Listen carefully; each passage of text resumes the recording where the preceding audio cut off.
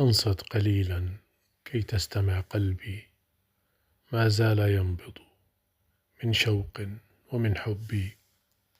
شوق إلى رؤيا الإله يوم غد في جنة الخلد، في عجم وفي عرب.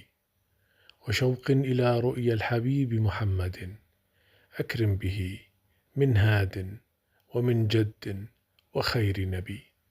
يا ربي فرغ فؤادي أبدا لحبكما، واملأه إيمانا وخيرا ويقينا بك ربي.